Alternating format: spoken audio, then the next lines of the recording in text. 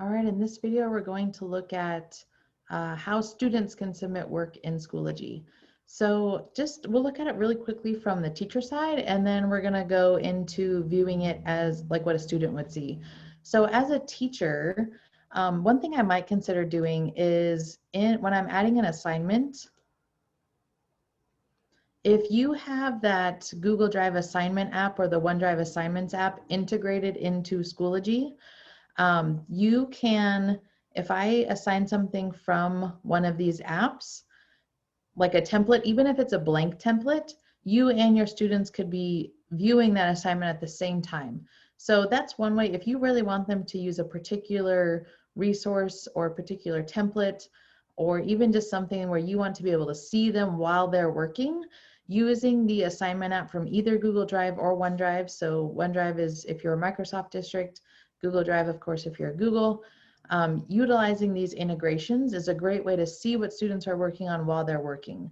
So I won't go real deep into how this works, but just know that that's available, and that might be something that you look for in the comments in the discussion. Are there other people that have really used those integrations that have found success? Maybe there's an external YouTube video that you could watch. Don't want to spend too much time in here, but just wanted to talk briefly about really kind of using templates as a way to get students started and so that they know what to expect. So if you don't use one of these, let's go visit what the student perspective looks like and see what options there are for submitting work. So I'm going to cancel out of here and go into, so this is a course that I am a student in, and I'm in an assignment. So let's just show you real fast how I got here. So I'm in the materials course. I know that this assignment happens to be under module 1, and it's assignment 2. So just real quick how we got here. From here, you can see that there's some directions here. I can make a comment, but really where I submit work is over on the far right side under submissions. So from here, we can even see that I've already submitted 2 revisions. It's also telling me that there's 1 item and they were both late. So as a student, I could actually go back and revisit what I submitted. So from here, I can see that I uploaded a PowerPoint.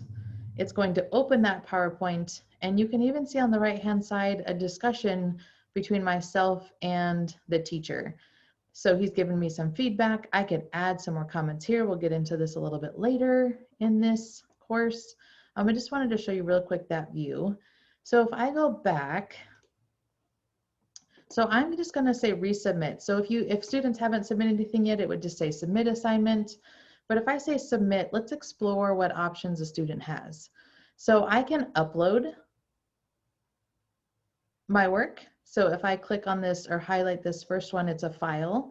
So if I click on this file, it's just going to open up into where if I had something saved on my desktop or in my downloads. So anything that I have saved on my computer or anything in those file systems, I could go from there and just upload a file.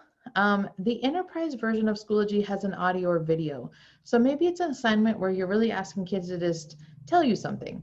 So they could, instead of going to an outside app or program or writing it down, maybe you just ask them to record an audio or video of themselves explaining whatever it was that you asked them to talk about. So there's that option there. So if I click on that, it's going to say audio only or audio video. Audio only is really nice for those kids who maybe aren't comfortable with their face on camera, or maybe they've got a lot of stuff going on at their house. So that audio only might be a nice way just for privacy concerns. So if I hit that record, it would attach it there. A student could also add a comment. Maybe they need to give you more context, or they just have something additional to say.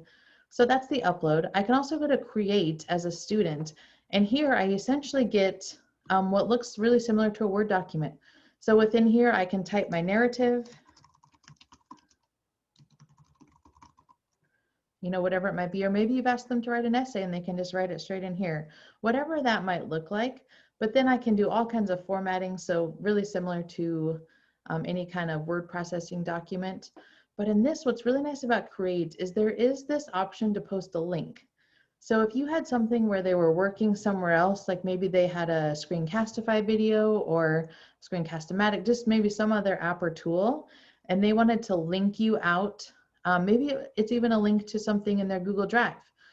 They can click that link button, and then let's say I had, this is a feedback, we'll just use this. Let's just say this was student work. So I'm going to copy. If I go back into my Schoology where I'm doing my assignment, I'm going to paste that link. They could title it whatever it was that they were working on, insert, and now they're going to, when you open this, you could click that link and then go out to that student's work.